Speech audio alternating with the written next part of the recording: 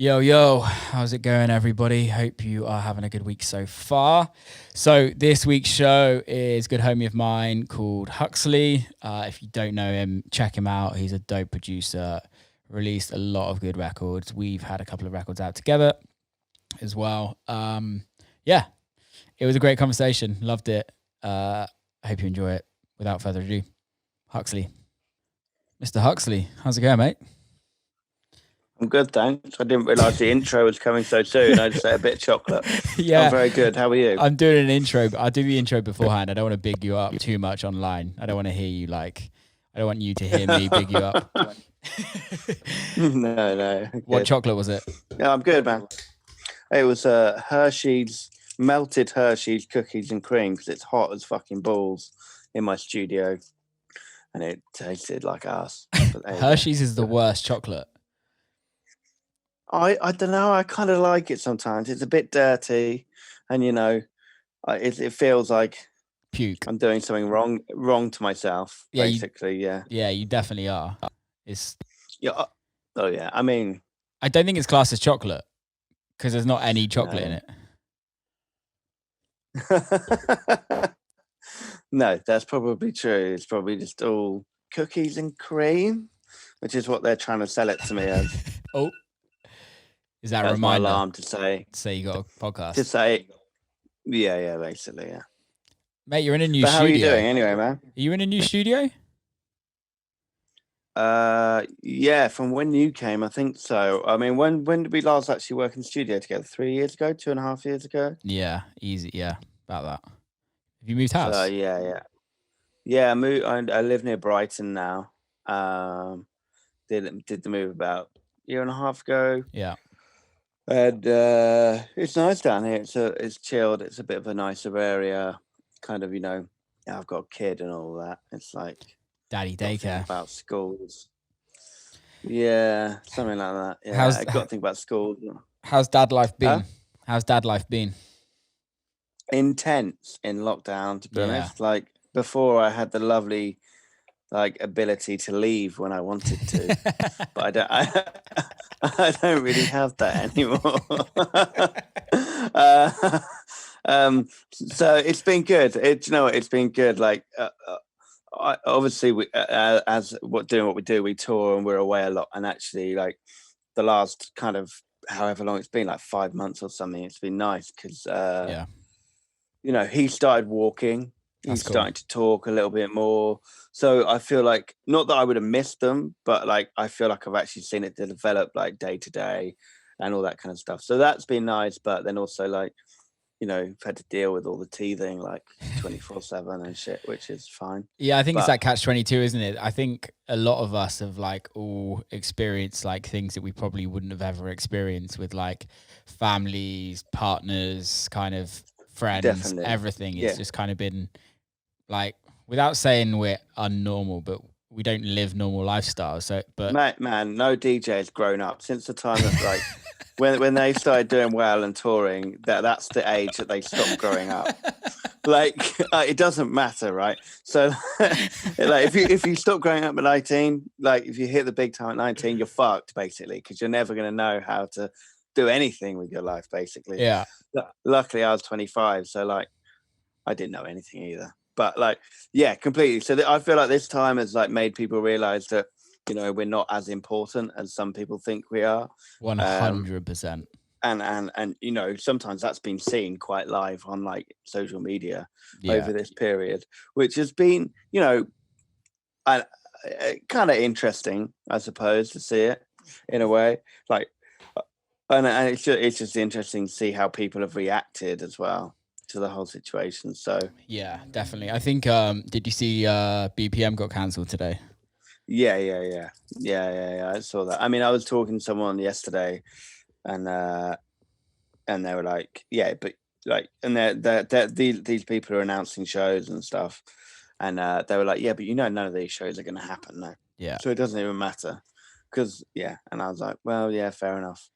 I mean, it's true. I mean, BPM. I mean, it's BPM, and there's a few other Malta things going on by the look of it. Or there was like 5 shows they announced, like as in like big marquee things, BPM and a couple of others. and I hate to say this because I think we need to start going and start doing stuff, but it was just a bit too soon, I suppose.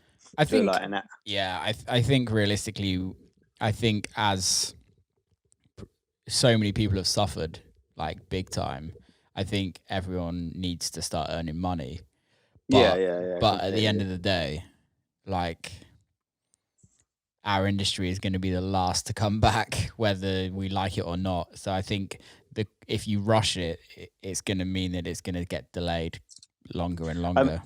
Yeah, I agree with that. But then also, I think like there is something to be said with like it seems like a lot of places are happy for people to be out congregating in huge groups, like Yeah. on the seafront, on the beach, and like sweating their tits off. Do you know what I mean? And Yeah. like interacting with whoever they want, getting drunk, and like causing a scene.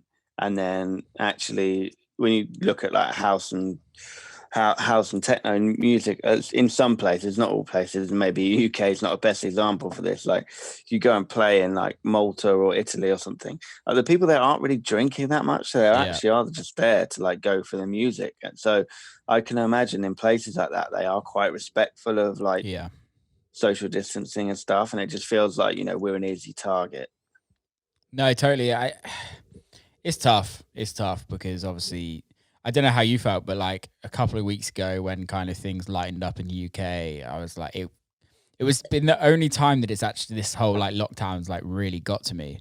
And it was like, how, like, because everyone's kind of back at work now. Not everyone, but true. Most people are back to work. And it's like that kind of, you just feel absolutely helpless. And you're like, what the fuck am I doing with my life?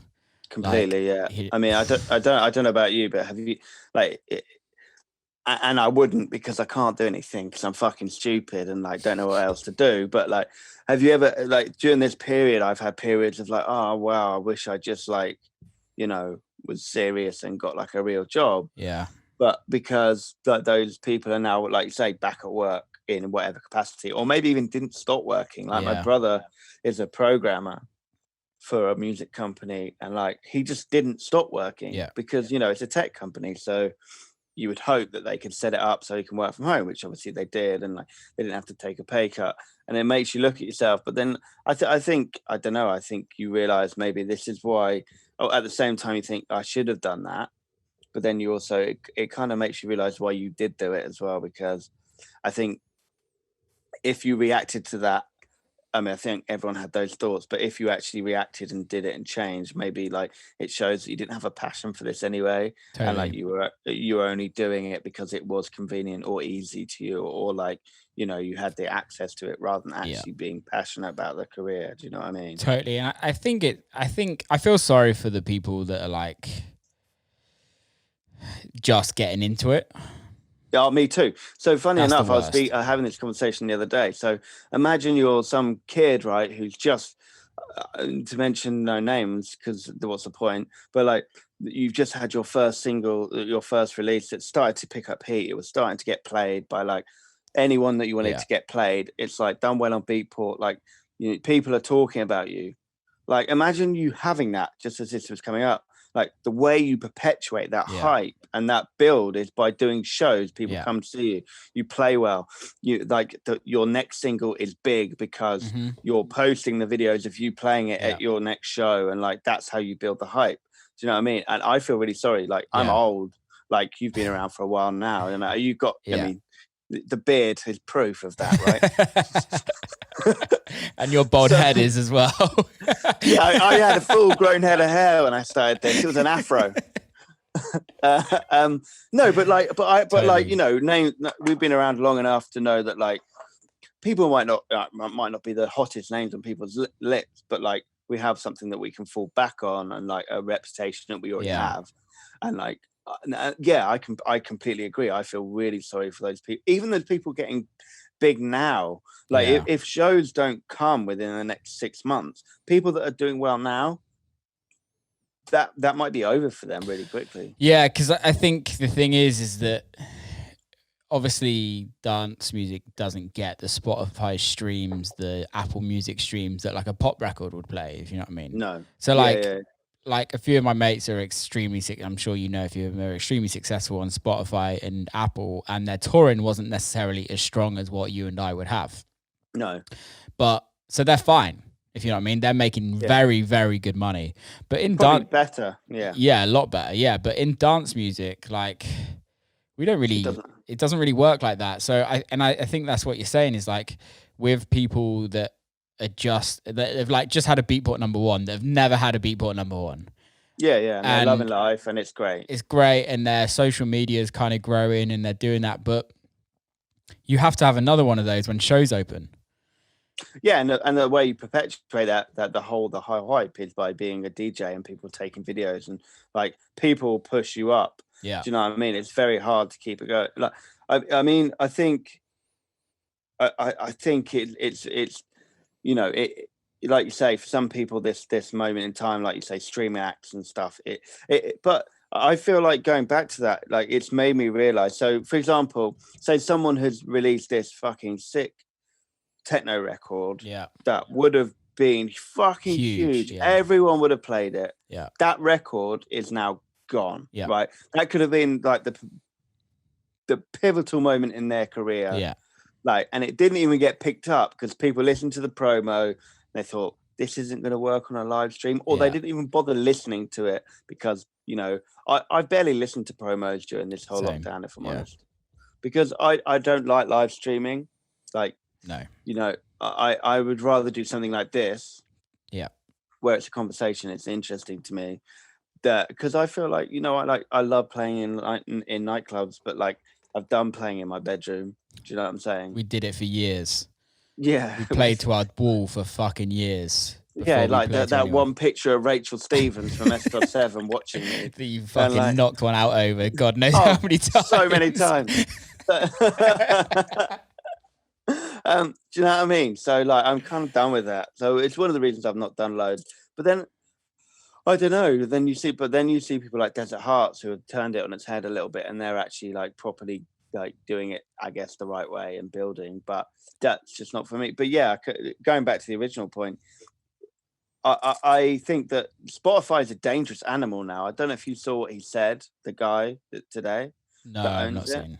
So he basically said like artists can't release an album every 4 years anymore and be successful. Like he essentially said quality over quantity, which I feel is also a dangerous way of living, because I did it last year and trust me, it doesn't work. Say that again, sorry? So he came out and did a keynote speech somewhere, the guy that runs Spotify. Yeah. And he said essentially, you know, those acts that only put out an album every 4 years or can't 3 survive. years, you can't do it anymore. Yeah. Yeah. You have to put out more and more. So I'm listening to Elton John's Autobiography. Yeah. I don't know if you've heard it, but I'm just doing it through your audiobook. And it's really interesting. So back when he was releasing music, he'd release 2 albums a year. I know, that's interesting, right? So it's kind of gone back to that. And I think it's really interesting, and it's fine for people like you and I who write so much fucking music. And like, I feel sorry for the people that don't write their own music. They must be spending a fortune on ghost producers. Right now. Jesus, yeah, and with no income, because you got to have 4 million streams to make a reasonable money. Yeah, completely. After splits and everything like that, but it's that strange. I'm actually excited that they've said that though, because it's so true. You can see it. I can see it with my numbers. Is that like last year I released probably a record every month, and it kind of it boosted everything massively, and you get more love from Spotify, and for sure, it puts you on like a radar, and I think at the end of the day, it's pushing people to work harder. I mean, I agree. I mean, I think I the only reason I say it's a problem is because, like, you know, some great artists don't write that much, and it kind of like, I mean, you and I, like, we're workhorses. We're probably sitting in the studio like most of the day, every day, trying to write something.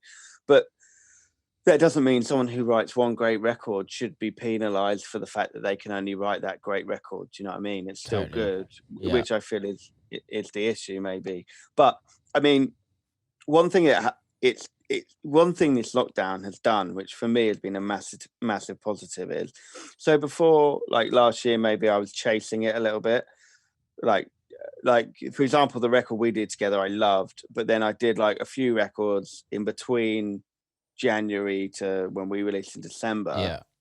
that I just made. Like, do you know what I mean? I Yeah. made those tracks and like knew that I could get them signed, so I got them signed Yeah. and released them. And one thing it's made me realize actually this lockdown is like it's not worth it. Like Totally. I like those tracks are not getting streamed now. Yeah. They might have got like decent a few thousand or whatever, a few 100,000 at the time, but they're not getting streamed anymore. Yeah. So it's actually made me realize that, you know, writing records that I want to write and that I'm a bit more timeless is probably more it's better for me to do that. And actually it's got me writing stuff that I love again and like that I wouldn't have written, I think, if we were still just constantly touring. I totally agree. And I think for me, the realization was 2018, where I was just like releasing music that just didn't really go anywhere. It was just club music. And, you know, like we can bosh out a club record pretty fucking quickly. If you know what I mean? We know what's going to work and we know what's not going to work. But when I decided to like leave my management and start a record label and kind of plan it all correctly and like put a plan and be like, this is where I want to be in 1 year time. This is where I want to be in 5 years time. How do I get there? And how has other people got there? And realistically, it's just about making fucking really good timeless music. I agree. And also it's not about, you know, I when I started making music and actually when I started getting big, I wasn't making music to please anyone really, apart from like my close friends. And like if they told me something was shit, then I'd be like, fuck, that's awful. But I didn't really care about like the public. And then a couple of years ago, I fell into this like rotation of just being really bothered about like restarting, you know, the people that I got big with, like in terms of the crowd, maybe weren't there anymore because, you know, they were getting older. People don't go out. So I was really paranoid about like then like becoming, you know, something with the younger people, which, you know, as a 35-year-old man, when you're trying to appeal to like an 18-year-old girl in fucking like, I don't know, and boy wearing a fucking like bum bag over their chest. Do you know what I mean? It's not gonna fucking happen. But I got caught up in this like this like fucking hamster wheel. And then actually what this has made me realize is I don't want to do that. So it's like made me completely replan how the rest of my year was gonna go. In terms of releases. Like luckily actually in March I'd said, look, no, not March, in January, sorry, I'd said, look, I want 6 months from signing a record. Because my management were really pushing me to like just have a release out every fucking month. And I said, no, I'm not going to do that anymore. And luckily that's given me like this big scope now. So like it's given me this gap, and I feel like it's given me a gap to write what I want. So I'm starting another label of my own, a bit like you've done, to release my own music, because I'm bored of making a record that I love and then not knowing what label to release it on. And then so, well, I think we sometimes can sit in the same kind of lane where we both write music that works really well in a club, can work well streaming, but but it doesn't fit. It's not a drum code record, or it's not a defected record, or it's not whatever record, because that's not what we make.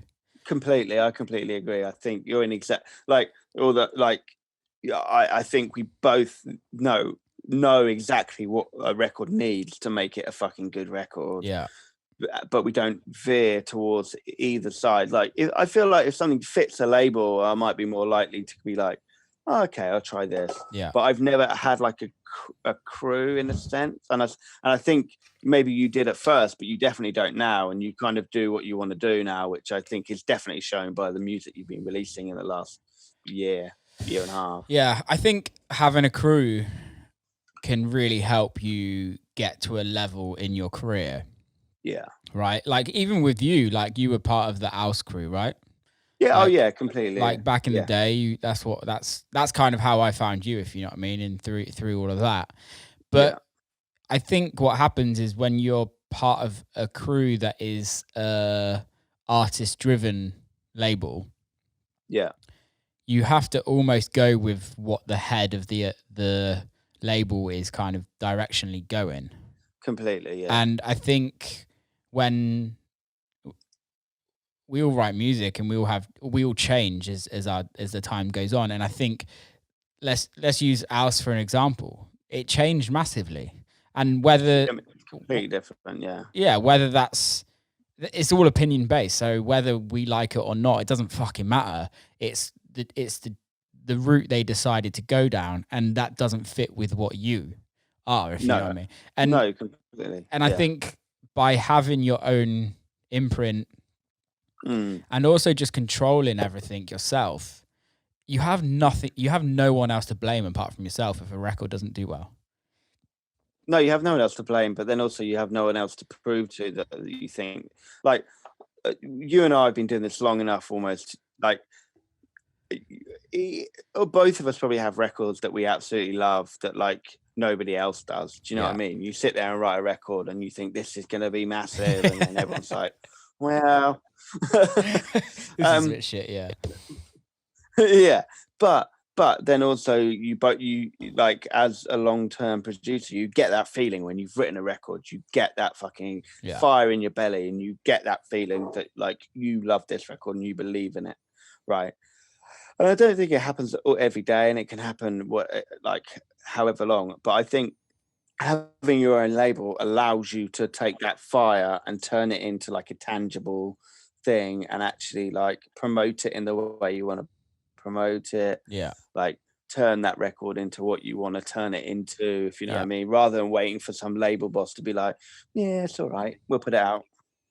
Yeah, we'll put it out in a year's time, and you gotta wait. By that time you're so fucking bored of it. Yeah, no, I agree, and I think now is the time that everyone can do that. We live in a day and age where you don't have to have, like, anyone can release music. Like, true, but I would also say we're in quite a privileged position that we've already cultivated a fan base, like people that will listen. Whereas if you're new to the game and you're doing it, it's a lot harder than what we have. Yeah, but I also think nowadays labels or certain labels don't necessarily build their artists or concentrate on their artists as much as they might have used to. It costs a lot.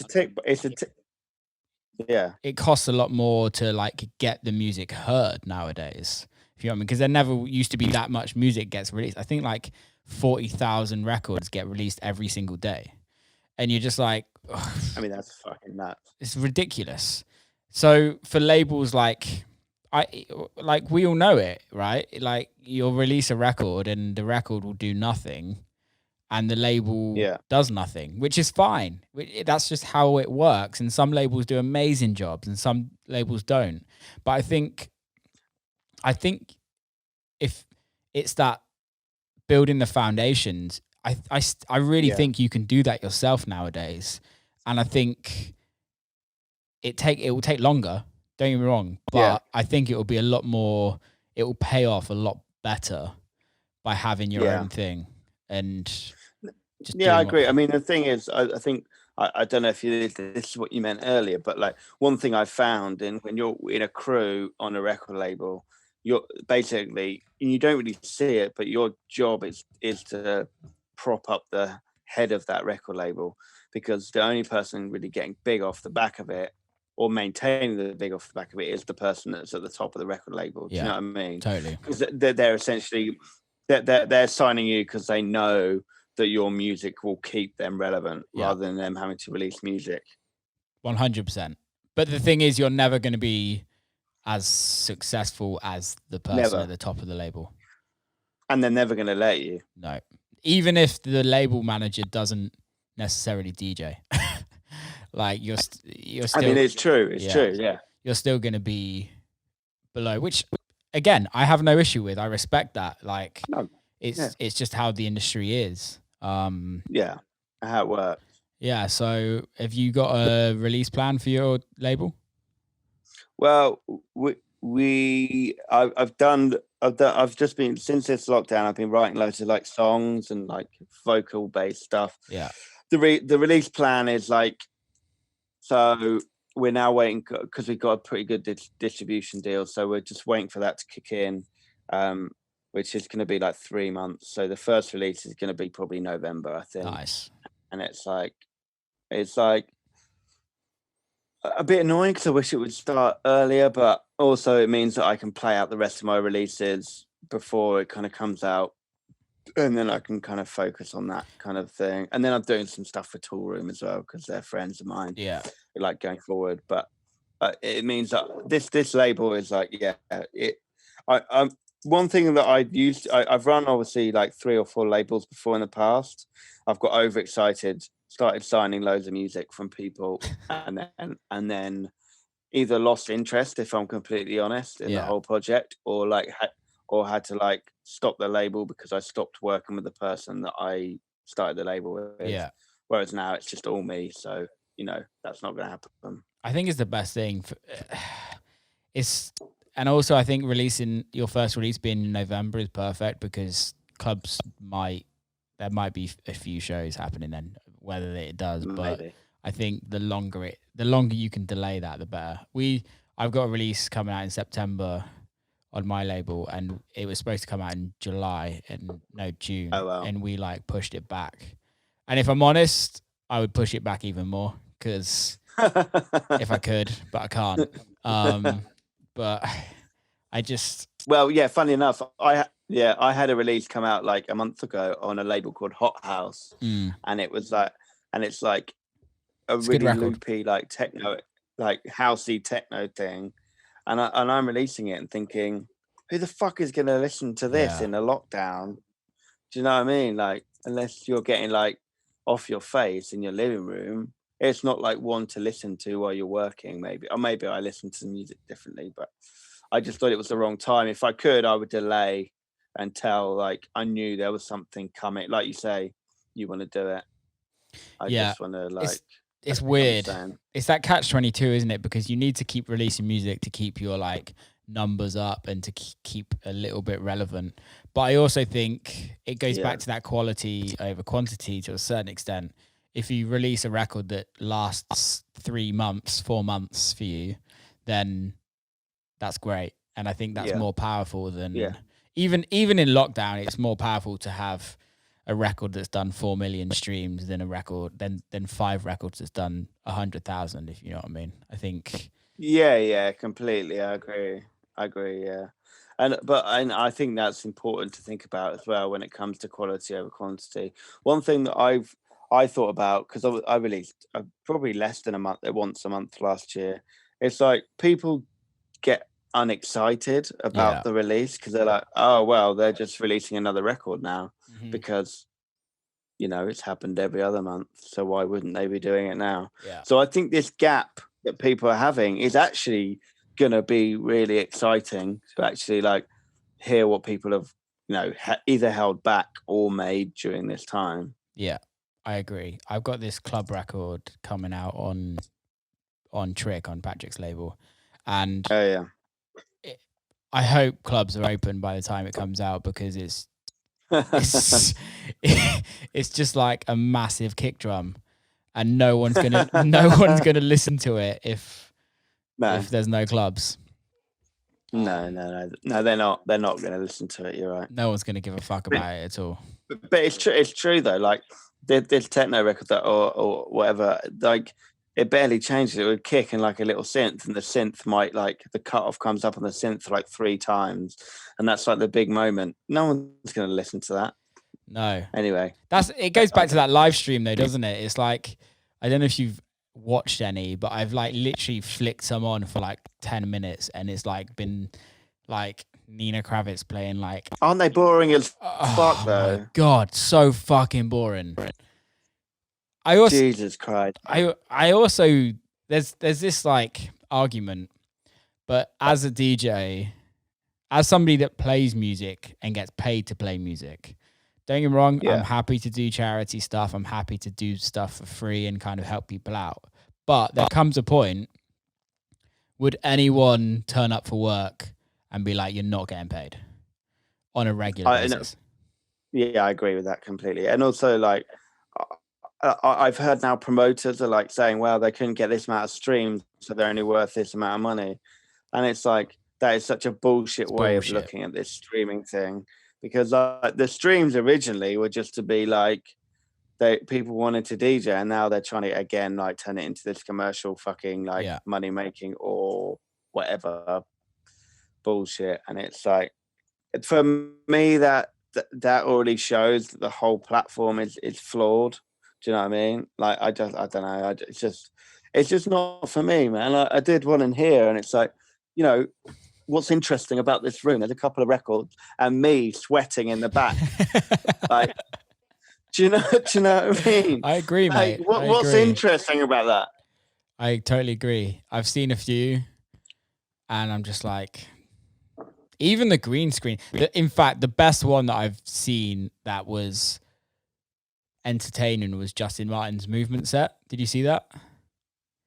No. So he like recorded it and edited it all, and he was like on a spaceship the whole time. So he was like, that's cool. He was like flying a spaceship all around the world, and it's all from like footage that he's taken. It was really well done. That's good. Have you seen a guy called Suat? Is that guy that DJs like in a forest and like walking around? Yeah, he walks around and like gets on the mic and stuff. Like, I don't watch it because I can't be asked, but like it looks really interesting. Like him getting on the mic, he seemed quite funny and stuff, and you know, he's actually like walking around and making an effort. For me, that's kind of a good live stream. Like, someone standing on a cool looking balcony for like 2 hours, it isn't that interesting to me. And the interesting thing is, like, with like James Blake, there's like been some rappers. I know some rappers have made a fortune in live streams, where they've done like ticketed live events, live streams, and they've made like 50, 100 grand on like one stream. And I think that's amazing. But yeah, I can't speak for everyone. I can only speak for myself, but I'm just a fucking talentless musician that's just pressing buttons. Like, you can't make, you're not giving anything to somebody. It's not like I'm singing. It's not like I'm playing something. I'm just pushing a button and playing somebody else's records. It's just not. Yeah, I completely agree. Like, what, and like, I've just, I think that like actually watching a DJ is perhaps up there with like one of the most boring things in the world. Like, at least paint drying drips sometimes. Do you know what I mean? And like hits the carpet, and there's like a bit of like a cliffhanger. Isn't it gonna do it? Whereas the DJ is gonna play the next record, and that's it. Yeah. So like, I'm not like, but like, I think when someone's playing live, like I saw the James Blake one, and also Tom Misch did a bunch of shit, and like people doing like the live stuff where they're actually being talented, which, like, you know, you and I, we're great producers, but when it comes to like being talented in terms of the traditional sense, potentially we're not. Like, do you know what I mean? Yeah. We sound special. So yeah, but so I've just started a new project, and we're meant to be doing live, but we definitely haven't worked out how we're going to do live. So people are now asking us to do like sets and stuff, and I'm just like, fucking, I don't know what the fuck to do, basically. Like, I thought I had months to try and put this together. But I don't. So that happened to us with do you know the project, the Amok project that I do with Cyan? Yeah. We were playing Hard Summer like last year, I think it was, and we spent like 3 months planning to play live with like live drum machines, like keyboard, synth, and like some trigger pads and stuff like that. We rehearsed it like twice, did a load of other work behind the scenes, got to it, and we booked a rehearsal. Thank fuck we booked a rehearsal or like a sound check. It was like, I think it was like 35 degrees in the tent. Oh, fuck. And this was at 11 a.m. in the morning. It was fucking ridiculous. Oh. Turned the laptop on and started like running through the rehearsal. And then all of a sudden the laptop just like, it just like started smoking. It was like, no, it's way too hot for in here. So yeah, we just ended up DJing. And it was like all of like months and months leading up to this and being like, we're going to do this live show. So it's going to be amazing. about it. But then afterwards we sat down together and we're like, no one would have fucking knew if we were live or not. No one. And literally no one. No one cares.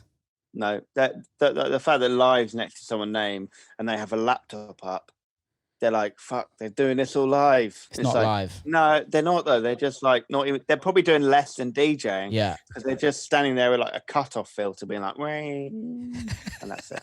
And it's all programmed. Yeah, exactly. Yeah, and everything. It's not like.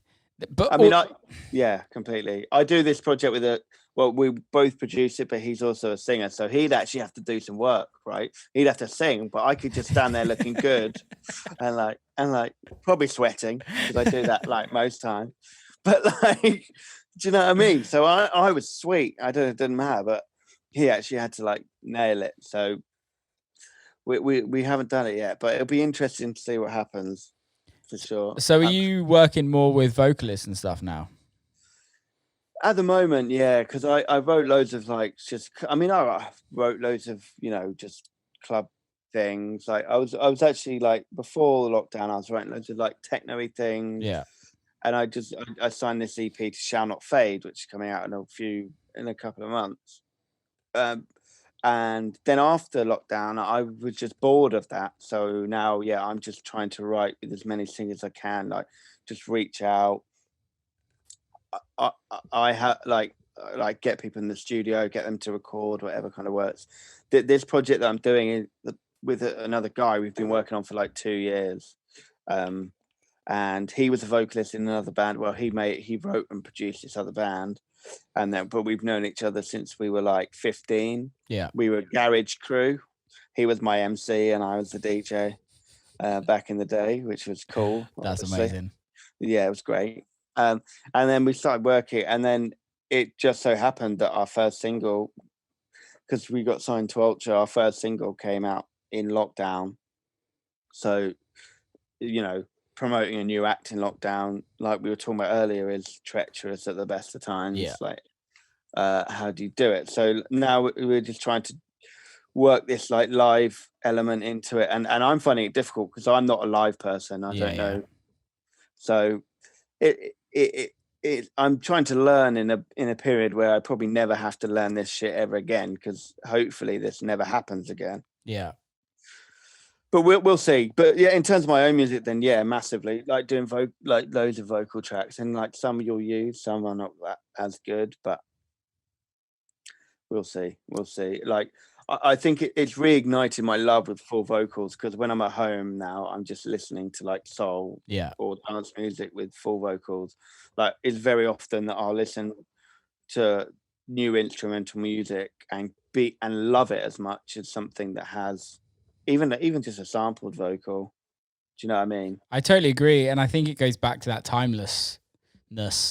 There's very few dance records that have no vocals that are timeless. Don't get me wrong, there's some very fucking good ones out there. Oh, of course, yeah, of course. But I would say the majority of records that are timeless have a very strong vocal on as well. Yeah, or some element of vocal. Yeah, for sure. Like a sample or something. And I think this lockdown is gonna bring more of that out. I was talking to Eli the other day, and he was like, "Mate, I can't fucking write a club record." Like he's like, I'm just writing like vocally stuff, because I think that's the thing. We can't test any music out. We can't like see if it works. Yeah. So it's that like, it's weird. But do you not? I think in a way that's beautiful, right? Yeah. Because like you're not fucking focused on what like people in a club go wee Yeah. to like when it drops. You're focused on the fact that is this a good record Yeah. or is it not? Like like you said earlier, we've been doing this for a very long time. We both can make a record which makes people go yay when Yeah. it drops. But actually, to make a record that people connect with, Yeah, I totally. think some of us are out of touch with it. So I think that's great. I mean, Eli's saying that. Him saying that, I'm not sure I believe it because, like, you listen to his releases and, you know, they're great vocal records, but they're also sick club records records, anyway. yeah.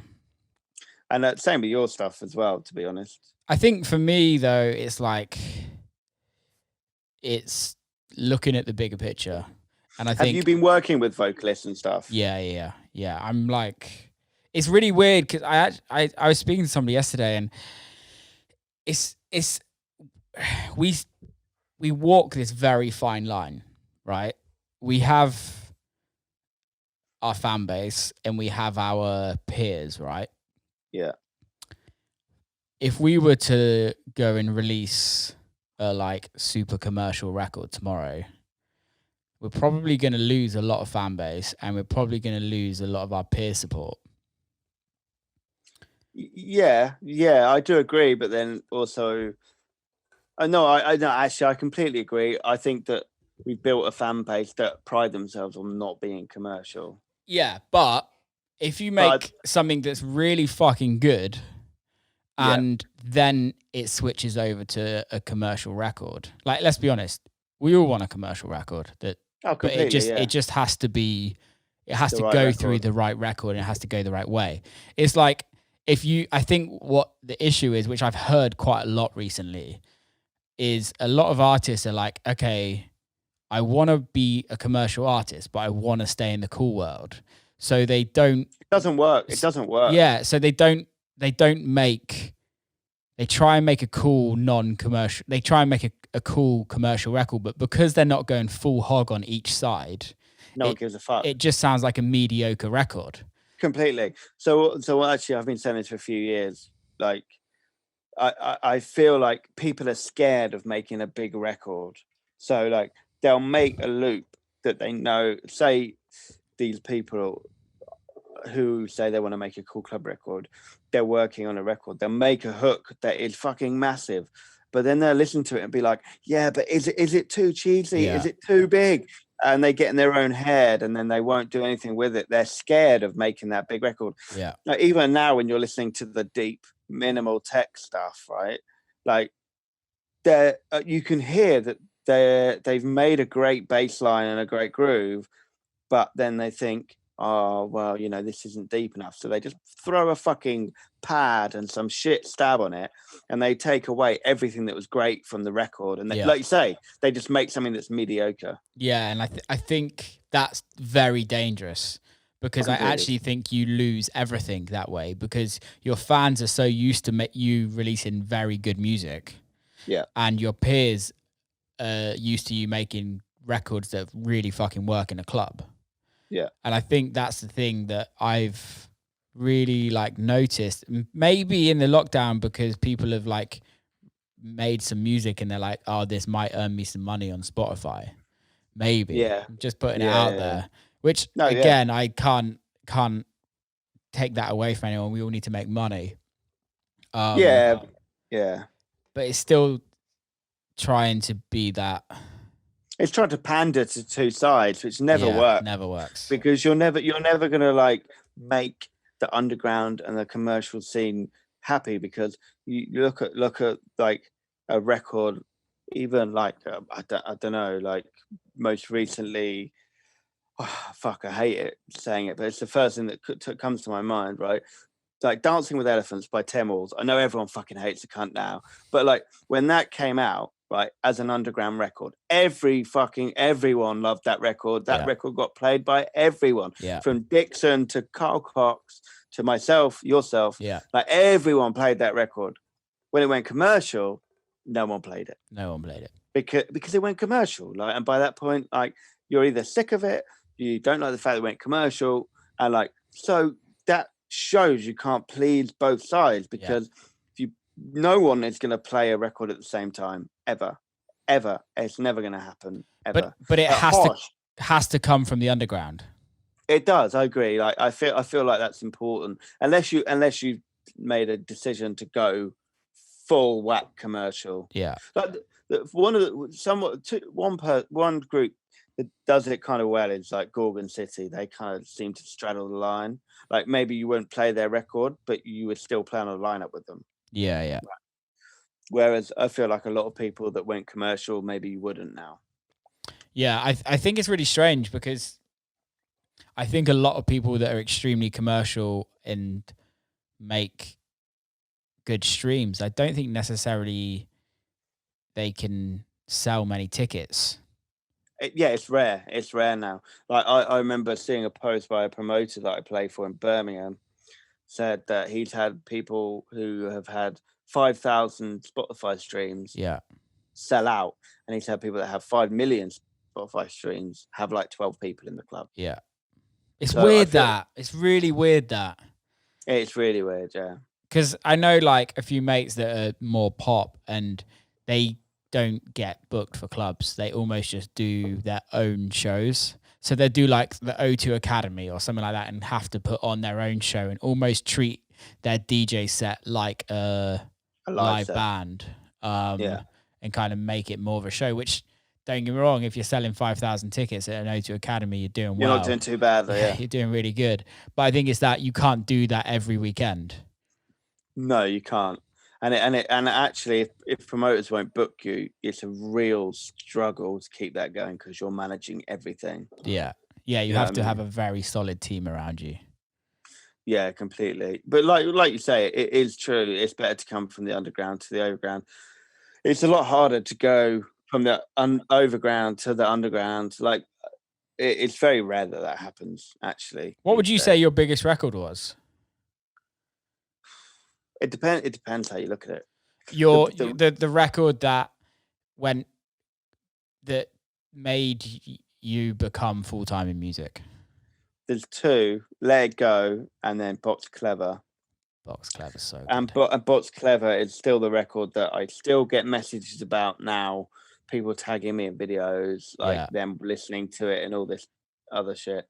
Like that's the record that I would say would define me. Yeah. But then if you look on something like Spotify, Calling is a bigger record.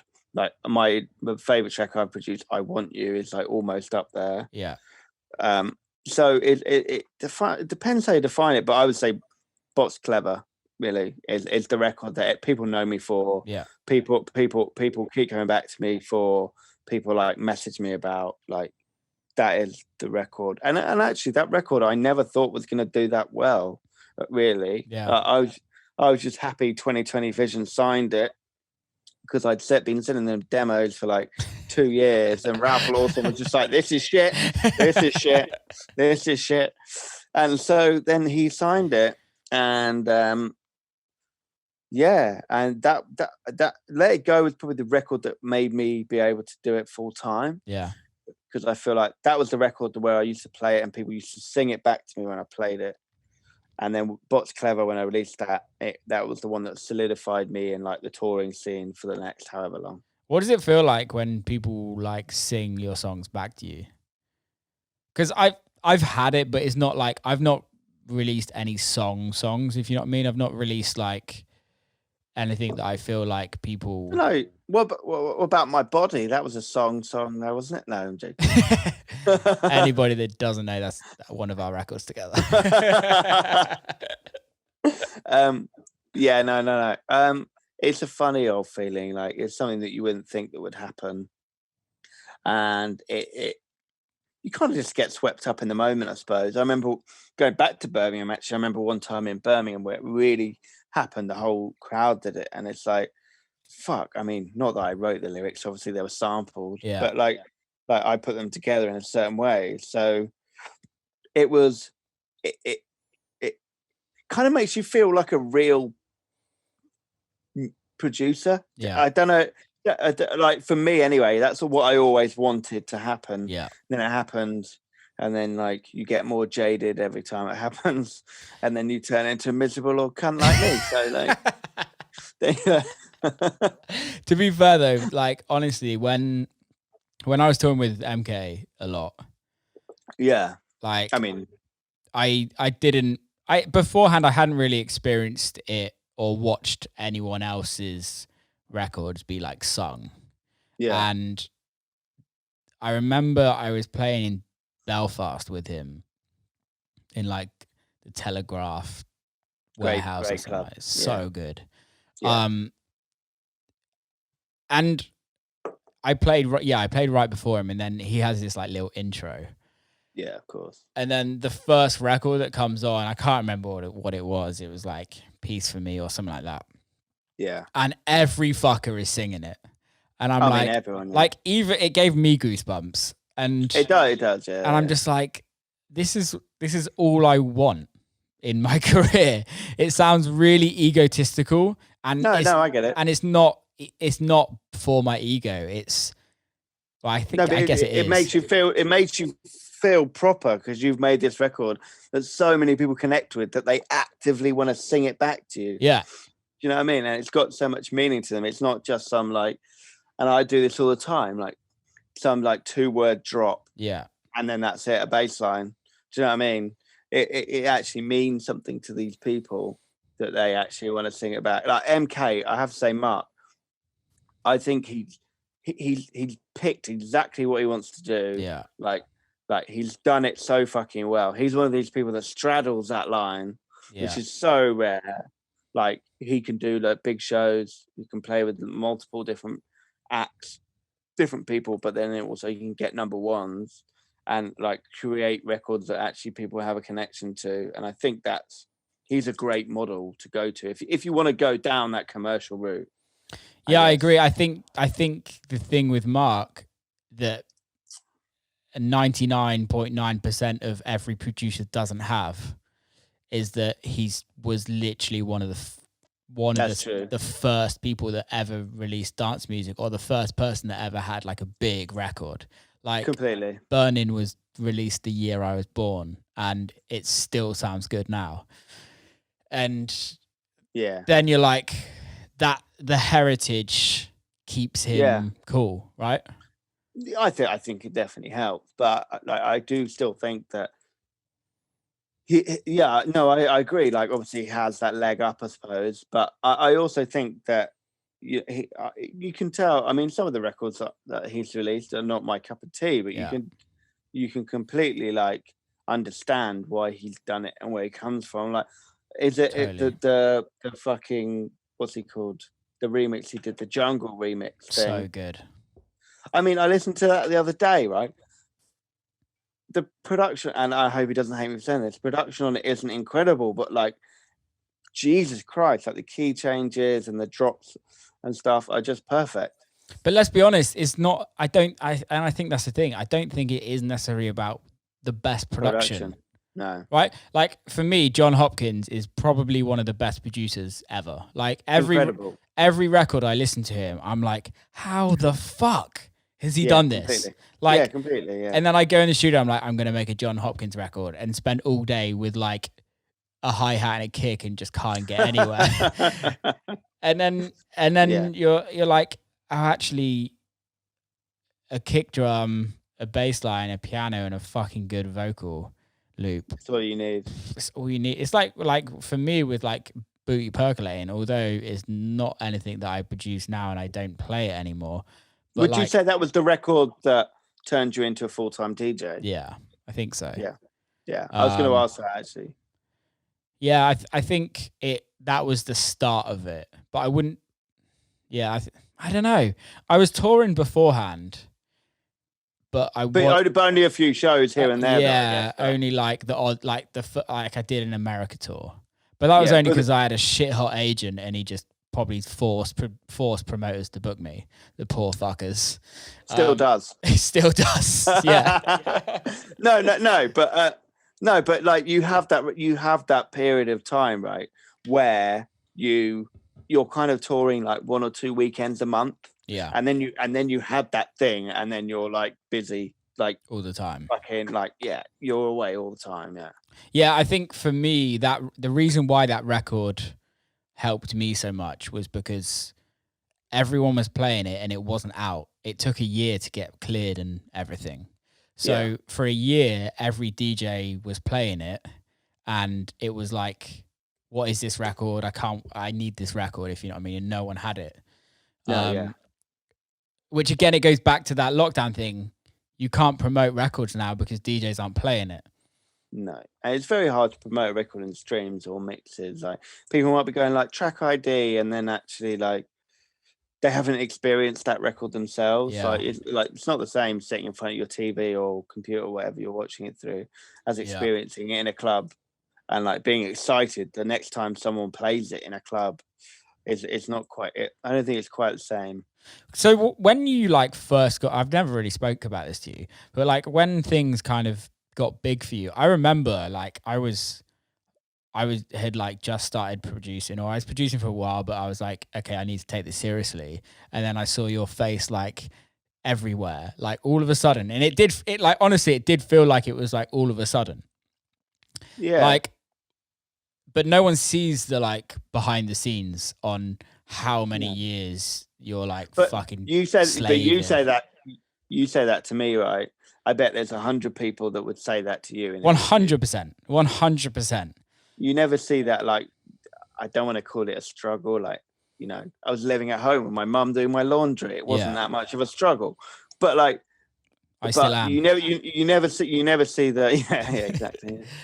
I wish I was, to be honest. But I think that's true with everyone. Like, you take someone like John Summit now, who's obviously got like his first #1 on Beatport and all that kind of stuff, and it's doing really well. People will just be like, "Oh, he just come from nowhere." I feel sorry for he's one of the people I feel sorry for because he's a great producer, and I think he'll carry it on. So I think maybe he's a bit different. But like, people will just be like, "Where the fuck has this guy come from?" But that guy's been releasing good music for fucking ages. Yeah, which loads of people have been playing. Like, I think it's just one of those things, isn't it? Like people like to discover you and think that they've discovered the first thing that you've ever done. Yeah, and like they're the person to discover you. Like I always think at a nightclub, right? You have groups of friends, and like maybe one or two of those groups of friends are really into the music and they really want to see you play. Yeah, and then the other 4 group members of their friends are either there to get fucked up because their friends have forced them to go, or like, you know, they had nothing better to do, or to go on the pool or something like that. Yeah, exactly. And so they don't give a fuck. And they're the people that like you then slowly bring into your sphere. And they're the people that think you've just come from nowhere. And then that perpetuates the myth that you've just done nothing and then you've released this one single and then you're everywhere. Yeah. But so I think everyone has that kind of story.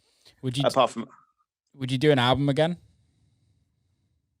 Thought about it because I've written so much in lockdown. But if I'm going to do an album, I want someone to pay me a shitload of money to do an album because it's so much like ball ache, to be honest. I feel like it's a great artistic expression, but no one gives a fuck about your album anymore. Yeah. Like people go to Spotify and press play on the track they like, add that track to a playlist, and that's it. They won't listen. Like you'd be better off doing an album of bangers, 8 to 10 bangers that people love. Like doing a journey these days, how many people sit and play an album from start to finish? No one. So, but I still love the album format. I would love to just release albums. If I could, I would only do albums and then just do singles off that album. Because then also you can, the genre thing doesn't matter. Like if you listen to like hip hop or something, they progress apparently through artistic endeavors. Whereas I think dance music people don't get that ability to change as much. Yeah. Do you know what I mean? No, I totally, and I think like, let's say for instance, like George Fitzgerald, right? Yeah. Like I would say he's more of an album artist than a single artist. Yeah. And I love his albums. They're all great to me. That like I listen to them like from start to finish. But you can see like you said, you can see the progression in an artist like that. but where we live by, it goes back to the beginning, like you have to release regular records, and unless you're writing loads, an album unless you can do 2 albums a year, it just doesn't help you. No, Go on. yeah, I think it's depressing, like the fact that, like, because an album was, like you were talking about Elton John earlier, releasing 2 albums a year. Yeah.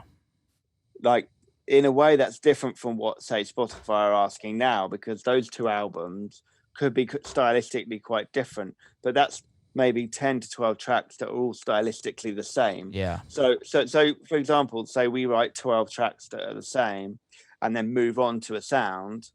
Like, we can't then release those 12 tracks as an album and then move on to the next sound. That they kind of fudge in between each other and like get released because of different release dates and stuff, and then it just gets confusing. Whereas it would be easier to do 2 albums. Yeah, but we just can't do it. And that, for me, releasing 8 to 12 bangers on an album is just, it's pointless. It just makes me want to puke. Like, it's bollocks. I remember sitting in a major record labels in office before I released Blurred, the first album I did, and the A&R guy said to me, yeah, let's just get 10 bangers, like Let It Go, and release an album. And at that point I was like, right, I'm out, see you later. What a cunt. Oh, I can't stand people like that. Yeah, completely. Can't stand it, because it's not an album. Well, I'm not writing an album full of singles, full of number one singles. It's not how an album. Even if you listen to like even Adele, right? Yeah. Although her numbers are ridiculous, like maybe 2-3 of her songs on an album are going to be like big singles, right? And the others are going to be like listeners. Completely fillers, yeah. Yeah, and I really want dance music people apparently don't get that. Just like, they don't get that that ability to release a few fillers. Like, if you know what I mean, like, because we don't do album, like you release an EP that you love at the time, and then afterwards you're like, oh well, that's good. But if you release that as an album, that would be put between loads of singles. That would make it kind of make sense. It's classic. This is why I don't release EPs anymore, and I'm releasing an EP this year on Trick, because they asked me. They were like, we want 2 more tracks, and I'm like, I'd rather not, if I'm totally honest with you. Yeah. Because nowadays your EP 1 record's going to do well, and then you've just spent however long just giving music away. Like, no one hears it. It's fucking pointless. I agree. Yeah. Like, I'm doing my first full vinyl release this year on a label, and they wanted 5 tracks, and when they came back to me, I was like, 5? What the fuck are you talking about? Yeah. And they were like, yeah, vinyl people still buy kind of differently. Like, they'll listen to each track and then buy. And I was like, yeah, okay, but like, this is also, I'm like you, I'd rather just release 1 fucking great song track. Yeah, I'm exactly the same, and I honestly think that's the best way to release music now. Yeah, I really want to do an album, like, and I've been toying with the idea massively. Have you written it? I've written a lot of songs that I probably couldn't release as Will Clarke. Oh, really? That would work on an album, but if I released it as a single, people just wouldn't get. But also, you shouldn't be scared of putting it out as an album. No, I'm not scared, but I think it goes back to that thing, is I want it to do well. Yeah, of course. But like, I mean, look at albums historically, even like David Bowie albums, who's vibing to like track 7. True. But they're not. True. They're listening to the singles or the 1 track from that album that they really get into. Yeah. Like, albums have always been a vehicle for the few big records. No, you're right. I'm actually doing my first vinyl this year as well. Oh, well, like, you need to send me one. First 4, and yeah, I'll give you a signed copy, mate, if you want. Oh, don't worry, don't ruin it. Send you a little love note on it. So what with the label, I'm doing, like, at the end of every year, I'm releasing all of the records on that we've released that year, and like as like a one thing. as like a one thing, and like a vinyl only record. Oh, that's it. That's a great idea. So I'm just like, and that's for me. That's instead of doing one on every release. It's like at the end of the year, you can have like all of them as one. And whether we've released 10 records or whether we've released like 2 records, it's all going to be on a vinyl. That's a good idea. Which is nice. I think that is nice. Like, I think like, as much as I've been like talking shit about albums and stuff, I do think like doing things like that, especially on vinyl, and I'm even getting like to the merchandise kind of thing, and like linking merchandise to the releases.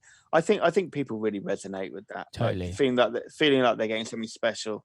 No, I totally agree. And I think it turns it all into a business. And this is just the business side of the industry, is that obviously we're all not making any money right now, or a lot of us aren't. But if you can sell a t-shirt and you can sell a vinyl and you can sell a hat with a release, you're making an extra 20, 30 quid a release. And if you can do 200 of those, you've paid your rent for the month, if you know what I mean, or you paid your rent for a couple of months. Completely, yeah. And I think I think this kind of whole situation has probably made a lot of people realize on how to kind of outsource their income and kind of have a few more different incomes, which I think is everyone needs. It's not about a backup plan. It's not about kind of putting all of your eggs into another basket because you're not making money. No, but it's about different, having streams that like focus in on one thing. I 100% agree with it. Like, for me, like, I can remember when I first started getting to America, and people were like, "Oh, like, I really loved what you played. Do you have a t-shirt?" And I was like, "No, I don't have a fucking t-shirt." And like, thinking it was crazy. But now, like, it's like, even seeing what you've done and what Brennan's done with like Hot Boy and stuff like that, like, it opened my eyes from being very fucking stupid to realize that, you know, this is another extension, like you say, of making money, but then also it's another extension of really like building the brand, and turning it into something, even forgetting about the money. It's like turning it into like something that people can follow, and like they have an active interest in like doing. Do you know what I mean? I think it's about building a community as well. Because that's what that's what I was trying to say. Yeah. Because like you're wearing a Death Row's record, right? T-shirt. Like that. You'll probably see somebody at a show, and if they were wearing a Death Row record t-shirt, you'd be like, "Oh, sick! Like, nice t-shirt, bro." Yeah, completely. Yeah. But the thing is, and I think what you were saying, I don't think you were being stupid. I think the culture in America is different to the UK. I think it was, but I think it's actually very like it's changing. It's slowly changing, and I think at the end of the day, kids have more expendable cash in America. That is just a fact, to be honest. And you can sell a t-shirt for $35 and people are happy to do it, if you know what I mean. Yeah, I mean, in the UK, you put out for 30 quid and people are like, "What the fuck? Who the fuck do you think you are?" Exactly. But people earn more money in America, and it is what it is. Life is more expensive in America. You right? Yeah. Hold on. Gotta get my dog.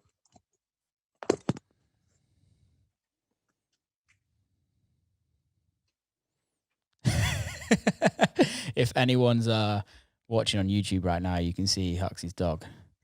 Can I just say, we could do like the world first exclusive of the worst pause you've ever seen. No, I'll leave him. I won't embarrass him. Worst pause. He had to get all his like pause clipped. Hold on, I'm out. Get him. We need to see this. So if you're not listening on YouTube, go make sure you check this out on YouTube, because this is going to be key.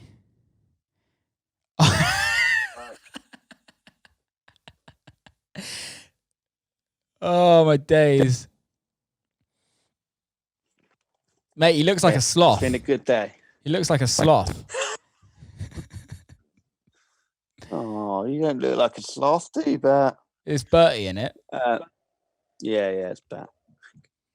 What a legend. Yeah. What were we saying? I can't remember what we were saying. Oh, merchandise. Yeah. Yeah, I have literally just been persuaded. I know I've obviously done merch in the past, and closed I was doing it for the cuddle to close that down a while ago, and working on some other things at the moment.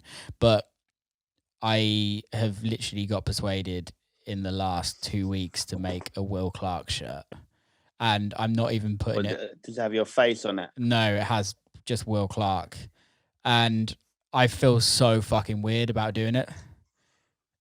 I'd love to see it. Do you want me to show you a picture of it? Yeah, go on then.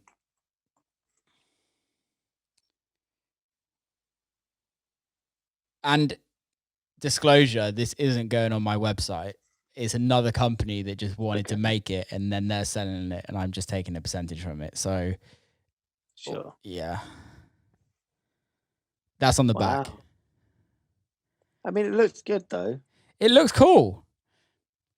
I mean, but I just my name's not Will Clarke, so I don't know if I'm going to wear it. It's just cringe, mate. Oh, well, but then if people are coming to you and saying, I want to put your name on a fucking t-shirt, why wouldn't you do it? I always have this ethos that I want to, if I make something, I want to be able to wear it when it comes to clothing. And I want to be like, this is fucking dope. I see what you mean. And I would never wear a Will Clarke t-shirt. But hey, some people might. Just like I wouldn't probably wear a Huxley t-shirt. I wouldn't wear an MK t-shirt, but I know there's definitely people out there that would. You definitely wear a Huxley t-shirt, don't lie. That's fine. I know you've got people and you have to keep face on this podcast and stuff. That's fine. Only if it was literally a picture of your face. If it had a picture of your face, then I would wear it. I mean, it could be like a shadow of my face, which would just be a circle, which would be fine, and a light spot at the top, like an oval, and you know this. Yeah. Dude, I'm going bold as well. I'm going really bold. Well, why'd you wear the hat? I mean, we've known it for years. Will, come on. Exactly. Well, that's why you used to wear a hat. I was like, why is this dude always wearing a hat? Mate. Because I had no fucking hair. Yeah, but you've manned up and taken it and just bolded it out. I'm still. I just don't care anymore, mate. Do you know what? I hit 31, 32, and I just getting too hot in this hat, man. When I'm DJing, I just can't wear it anymore. So I just thought, make sure it's polished up and there's a bit of a shine on it. Perfect. Job done. You look good bold though. You have a good bold head, if that makes sense. I don't know if I would. I'm glad we've got onto this, but yes, I do. If anything, there's textbooks about how good my bold is. It's very very perfect, mate. I like it. I would like to think so. Yeah. Thanks. Oh, what the fuck, man! I don't know. But we need to catch up. We need to do some studio time. Well, I mean, I'm not going anywhere for the foreseeable. Do you know what I mean? You never go anywhere, even when you could go somewhere to go in the studio. I mean, we need to talk about this. We need to talk about your... Mate, I'm happy to come to Bristol, but only if I can bathe in all the beagles, all the dogs. Yeah, you can come and hang out with the dogs. Just have a bath. Come and hang out with the dogs, I'm mate. Fine then. We do need to talk about it. I mean, I'm lazy. I like people coming to my studio because I have to move. Yeah. Who doesn't? True. But I'm more than happy to come to your studio. I mean, your studio already looks better than mine. It's all right here. Yeah, I know I've got if you stayed, but if you stayed, that would be your bed. That turns into a bed. So cool, probably won't stay then, but we could do it a lot in a day. Can we talk about your gaming headphones? Are you a gamer? No. So I was doing some teaching and people said that they couldn't understand me. And I thought oh, fuck it. And then I had to do it for this school in Ibiza that I was meant to be doing and they forced me to buy these. So these were the cheapest on Amazon. They were 15 quid or something. And I was like, right, fuck it. I'm just going to buy them. And I am so hot wearing them. It's unbelievable. And like I look like I'm like, I don't know what I look like. I look like I'm Sonic, but like with a bald head You and look can't like run very far. you look like you're in the cast of Star Trek and you're about to take off on the spaceship or whatever they call it on there. Yeah, I'm the fat one in Star Trek. I don't know which one that is. What's So his maybe someone name? could write that in the comments below. Yeah, so come to the studio, man.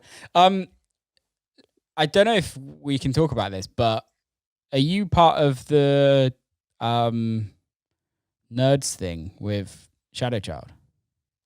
Yeah, one for the nerds. Yeah, One for the nerds. What's one-to-one teaching. Yeah, let me tell me about this. Well, so like when this started, Si gave me a call, Shadow Child, and he was like, "Do you want to do some teaching?" And I was like, "Yeah, okay, cool." I kind of thought about doing it myself, but it was kind of nice that he already had already thought of the platform and stuff, and so he got me involved. Reset Robot, who does his own stuff, but then a lot of engineering for people. Guy called Spy, who's like a D&B guy, and now they've got Nick from XL Records and Cynthy, and it's like a nice little community. Like, and it's great. Like, you know, I've only done a few lessons so far because I've been doing other stuff, so I haven't had loads available. But it's kind of nice. It's not something that I thought I would actually enjoy. Yeah. But it's quite nice seeing people progress and get better, and you know, actually like creating people's career for them. Like I did a bit of engineering in the past, like most producers did before they blew up. Do you know what I mean? But I never really saw it as a lesson or anything like that. And it's great. Like, and I think it's definitely one to build on. Like I'm not gonna lie. At first, when we first announced it, I felt a bit weird promoting something that cost a decent amount of money while we were in lockdown because people didn't have any money. Yeah. But now like things are getting back to normal apart from for us, obviously. uh, I really enjoy it, and I think it's really good. And I like we've got like as a brand, we've got a few people ready to release on some good labels, and like we've got people starting their own record labels, and we're just trying to really help people. I never had that. You probably never had that when you came through either. Like, no, yeah, definitely. I think it's helpful. It's like having that mentor, isn't it? That can kind of talk you through everything. That can kind of, we've all done mistakes. We've all gone through situations, and it would be nice if somebody is like, try not to do this, or this may happen if you do this. And I've actually recently just talking to somebody who's kind of released his first EP on a record label, and it's a fucking amazing record. And then he didn't realize in the contract that they have like the next 8 singles. Ooh, and savage. And they like, there was no advance, there was nothing. And you're like, I wish somebody just was like there. Was there to be like, this isn't right, and if you're doing this, then there should be a lot of clauses. But when you're a first time producer, you're eager as fuck to release something, and you get this record label that offers you the world and then takes the world away from you without you knowing. I mean, I think so many people now, I mean, everyone for a while wanted to be a producer, and like everyone wanted to be a record label and all that stuff. And it was very easy to just offer a new producer a single release, and them to get really excited about it, even if like and these record label people, they make money because like some of these smaller labels, because they make money because they sign so much, they put out so much stuff, they don't really give a fuck about it, but because there's so much things out there, so many things, you know, they're earning a decent wage off it, whereas the actual artist gets fuck all because, you know, they're one of like 1,000 releases from that year. And that's one of the things we offer. It's like that mentorship, not to go down that route. I mean, I've been quite blunt in interviews on it, particularly think there's any point in putting music out on a label that's really small, because like, do it if you're a collective, you're building the fucking label together. Community, But if yeah. some small record label comes to you out of nowhere and offers to release your music, it's not going to do anything for you. No. Like, you'll be better off like waiting and trying to get signed from someone you actually respect. Yeah, I think my advice in that situation is sign your record that And has multiple artists that are full-time in music on that record label. yeah, completely. Yeah. Because I think that just goes to show that the record label kind of has a bit of girth Means behind something. it. Yeah, I agree. And also, like, it's very easy to get wrapped up and not really read a contract because you're so excited. You made this track and all your friends say this track is fucking dope. And like, you're so excited to release it. And then there's this label that don't get caught up in that. Yeah. Like, because most of the time it's not real. Like, your friends, they might love it for a minute, but it's not really about your friends loving it. No. It's about actually forging a career. And like, read the contract, like, think about it. Like, no one needs to sign a contract that has the next 8 fucking singles locked in. Not even one. Like, dance music, unless you get to a certain level, no dance music record label should ever have more than that one single. No. In my opinion. Even if it works, you work together again anyway. Even First Refusal, I hate it when people ask for First Refusal, and it's like, for anyone doesn't know what First Refusal means, it means that they get the option of your next record before anyone else gets that option. Yeah. And for me, it's like, fuck off. Like, you're not paying me. Like, the problem with that clause is you write a record that fits a record label that record does really well. Yeah. And then you write a record that really doesn't fit that record label, but they're so scared that record's going to do well as well. So they sign it and they have no fucking clue how to promote it. Yeah. They have no clue where to push it to. Like, the people that like that record label will not like that record you're releasing. So it does fucking nothing for you. Yeah, man. I agree. Fucking just do it yourself, people. Just do it yourself. Yeah. Use other people. Like, use labels where you can. Like, I'm not saying use them, but like, use. Like, everybody uses each other in a way, of course they do. Like, but like, think of things as like building your own brand rather than building someone else's. What's your thoughts of all these majors coming in and like spending a lot of money on records? So I got loads of approaches actually at the start of this lockdown. Yeah. Oh, nothing ever really happened. Well, actually, my record label is going to be done through Universal, which maybe I shouldn't talk about. But anyway, but I am, because I don't give a fuck about any of that. But anyway, so that was great. But like, the thing you have to be aware about, like, so I don't know if you're the same as me.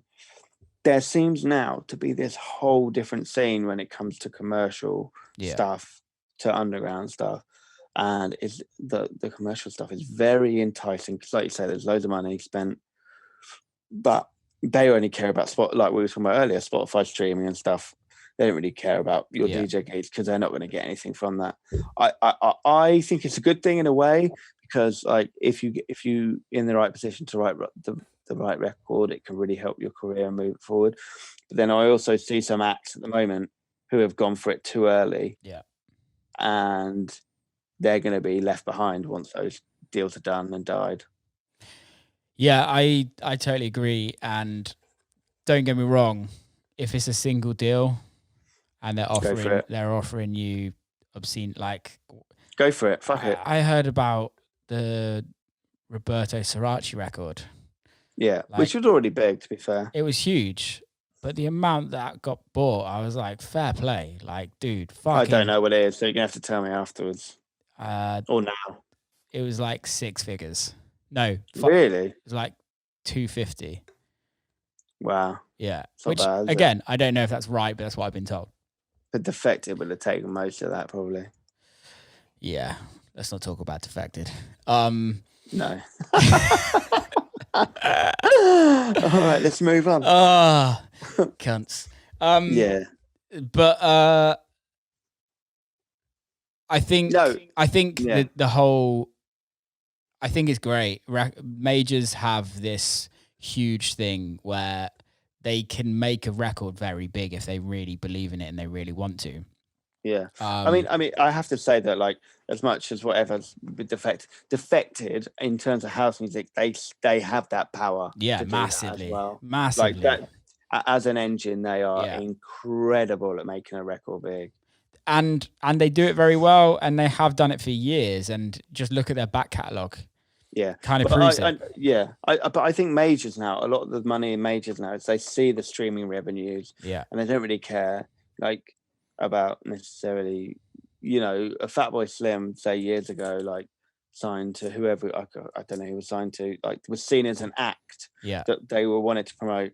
Now I think majors are now looking at it as singles, Totally. like, Yeah. and they're not thinking of it as like an act to build. They're thinking of, well, this single's good, so we can make money off this, but then who gives a fuck about this guy once this single's done? Well, I think realistically as well is house music is fashionable again. So I don't know if anyone knows, obviously you know, but big record labels back in the early 2000s and late 90s, they all had house like small labels that run from the majors, but they had like a dance label.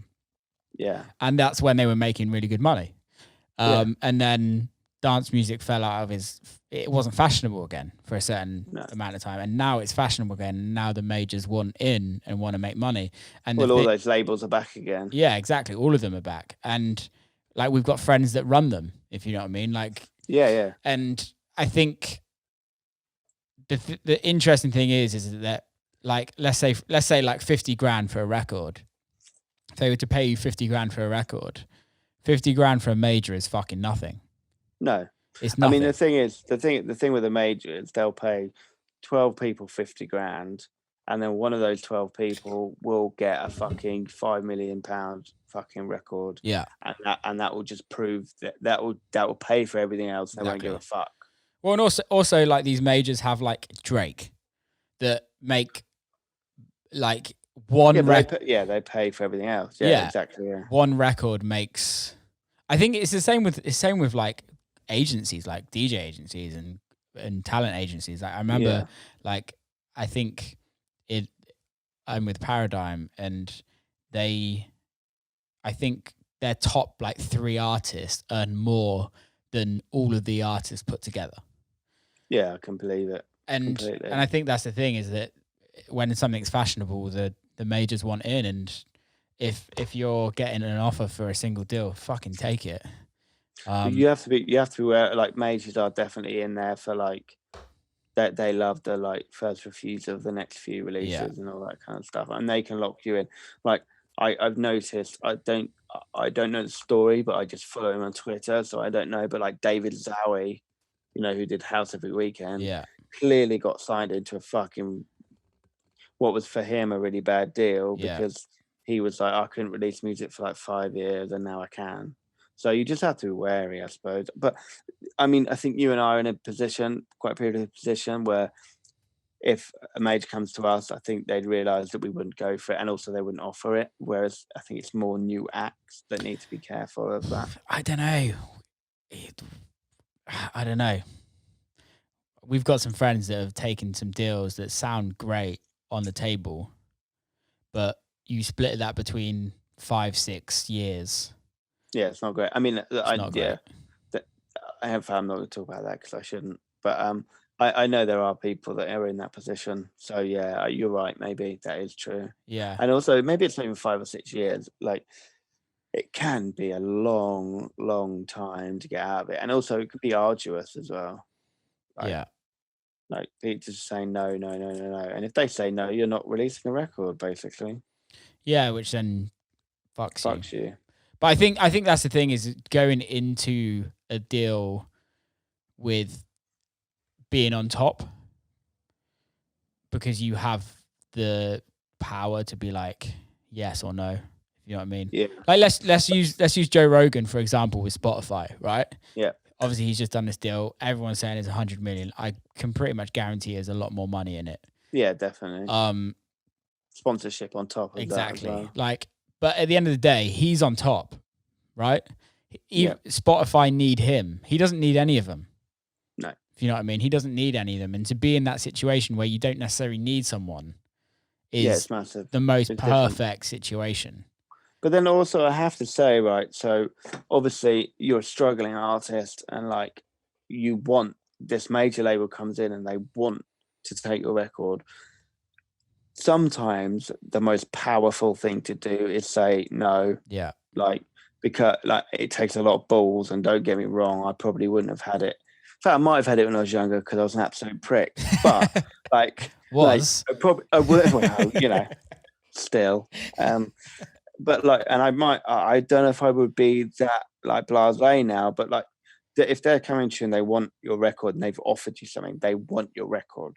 Like, you probably couldn't be a fucking like go ridiculously big, but I think some people don't realize that they do have an element of power in those negotiations as well. Totally. No, yeah, I totally agree. It's so weird. We're just fucking selling ourselves at the end of the day. We're like car salesmen, basically, Pretty second hand. Like, you're either selling a Honda or a Porsche, it's still second hand, and you don't know if people want it or not. Have you seen that Aston Martin second hand car sales? No. Oh, mate, I've got to send you this advert. It's fucking amazing. All right, yeah, we need to do that. Yeah, I'll send it to you. Right, dude, we've just done an hour and a half. I think. Okay, cool. I think it's time to wrap it up. All right, well, lovely, mate. It was great. I love doing this kind of stuff. Yeah, dude. Let's do it again. Definitely. Well, let's do it. I'll come to your studio this time. Okay. You do know that this is like recorded, and you have to stick to your word now. Yeah. I'll come. I mean, it gets me away from my kid for a day. So that's fine. No, I'm joking. I love him. He's fine. For anybody that's listening that isn't following you, how can they follow you on Instagram and all of that? I think Instagram is /Huxley Music. Twitter is Huxley_music. Facebook is Huxley Official. And then just look for the bald guy. Have you got TikTok? I do have a TikTok. Dude, fuck off. But I've got one thing on it. I'm obsessed with TikTok. So my next, I know this is going to overrun now, and I'm sorry. No, like, we can go for hours, mate. I'm obsessed with the thought of making a fucking record that works on TikTok, because you listen to those records, right?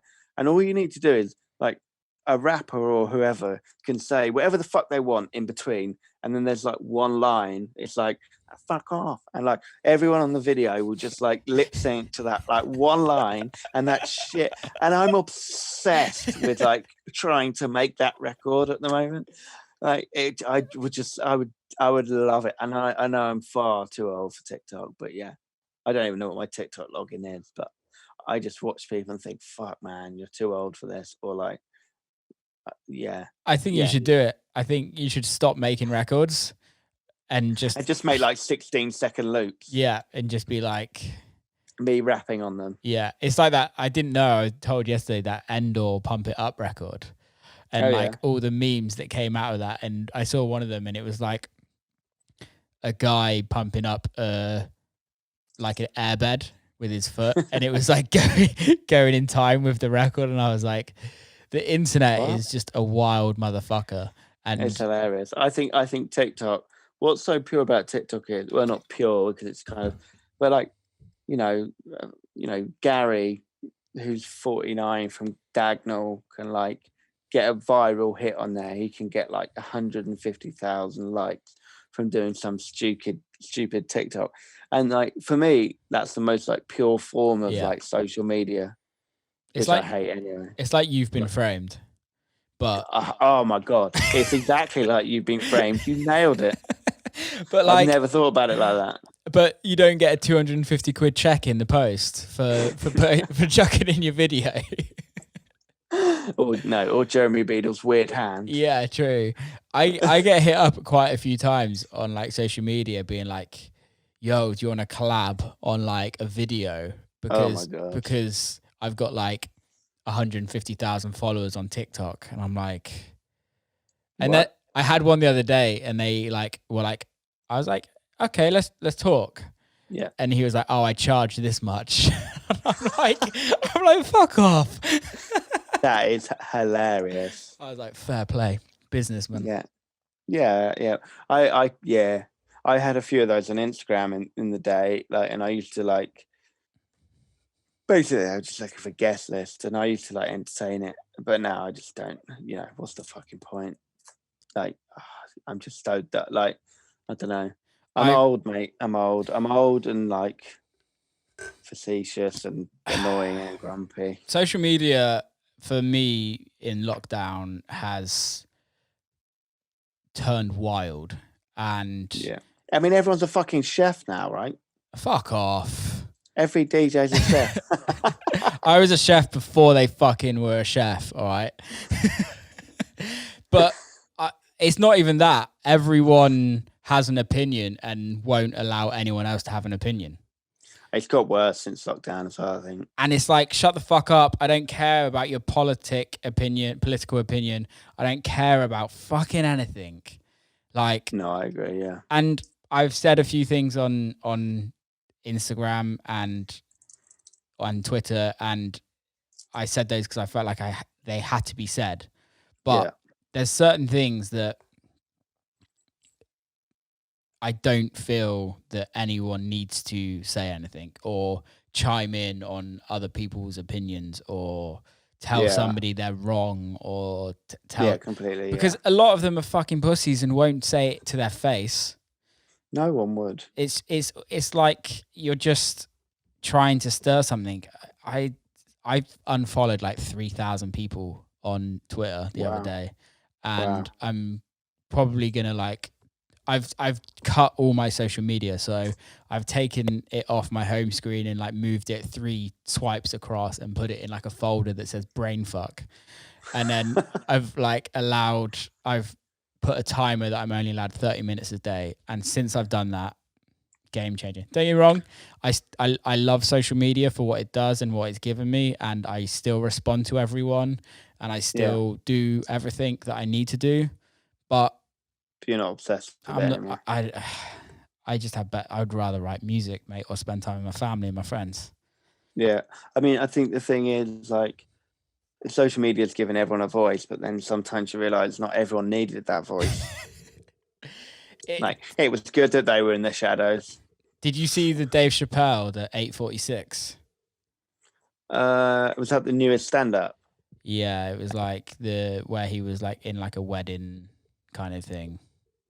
No, I don't think I did. Just check it out. It's really his points are really interesting, and he's like, I got shit for not saying anything about the Black Lives Matter thing, and he was like, you don't need me to say anything. Like the streets are saying it, the rest of the world is saying it.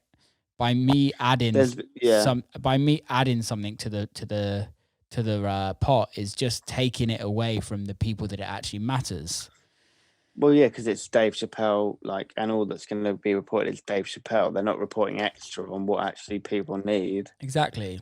I agree. Like, I think that things need to be done and reported and like dealt with, and like things that are unjust, like that's happened in our scene recently, even. But like my voice in it is not what it's about. It's about that person or that thing getting dealt with properly. I totally agree, and I think I had it actually earlier where somebody was texting me and like, you should be outing this person more, you should be doing this, you should be doing that, and I'm like, no, I shouldn't. I've said what I need to say, and I've said what I needed to say for a certain person. I'm not doing it for anyone else. I'm doing it for a certain person, and realistically, I don't need to do anything now. I just need to support that person, and anybody that needs help needs to go the correct way about it. And all we can do in a community in our industry is like talk about it in ourselves and make sure that everyone is safe, or whatever the issue is, it doesn't happen again. Completely. Yeah, I think that's the thing that everyone can learn from this situation. I think, or any situation, like if something bad has happened, which it will do in life, or you need to just make sure that never fucking happens again. Totally. And like if it does happen, at that point is when you fucking speak. Like make sure that it never happened. Like you fight against it. Like, you know, but coming from both of our backgrounds, we don't know what Black Lives Matter or whatever went through, and I want to support everything they ever do, but my voice it's better for someone who's lived through it to have a voice than me, if Yeah. you know what I mean. I listened to a podcast. I listened to a Rogan podcast with Kevin Hart the other day, and he was talking about how he's working with like a bank with like a load of investment, and they're going into like black neighborhoods and kind of helping black neighborhoods kind of grow into communities or healthier communities. And what he was saying is that initially they were just going to go send a fucking white dude in there that's rich, and it's like, he's like, you can't fucking do that. That's not going to fucking work. Like, it's not going to help. You need to send somebody in like him that has been from the bottom and got to the top and can prove that people can get the fuck out of there, and they can help their community and they can build their community. And I think that's just the thing. It's exactly the same situation. It's like, you can say, but then we're not unaccountable for these things. We have to facilitate them and make sure those things change and happen. I totally agree. We just shouldn't necessarily be the spokespeople for it. Yeah, and I think it's conversations that we all have to have. We all have to have in our community and in conversations like this, right? We're talking about it now, which is a good thing. Yeah, completely. Yeah. And it's not like we're scooting over any of the subjects, but we're not fucking pros at this, and we're going to butcher everything to all day long. But as long as we're at least trying, that's all we can do. Completely. I mean, I think that's all you can do. And like, people who are trying will make mistakes. Do you know what I mean? Yeah. And like, I think that's okay. I think that's how people learn. Me personally, I think I've learned more from making mistakes than I ever have from doing something right. Do you know, if you know what I mean? Like, I feel like I've learned more from almost breaking something and then fixing it. Yeah. Than totally. Reading about it and being told how I should react or how I should fix something. Like, fixing something yourself is always going to be more valuable. It's like production. Yeah. Even going back to that in the simplest forms. Like, I learned production by myself. We didn't really have videos then, but like, I think of things in a different way than someone who's just watched shitloads of YouTube videos, being told how they should react or how they should make something. Yeah. I think that's important. I agree, man. I agree. All right, cool. Let's wrap it up. Let's end it there. Right, dude. Thanks for being on. Love you, man. Let's catch up soon. Love you too, mate. Keep safe. Yeah, mate. Bye. See you in a bit. Bye. Bye. Yo, that is a wrap. Great conversation. Love that guy a lot. So, thanks for listening. See you next week or whenever I decide to put a podcast out. If you did enjoy it, please hit the share button. Please hit the review button. Just do what you can. I love you forever. Keep safe. Look after each other, and I'll see you soon.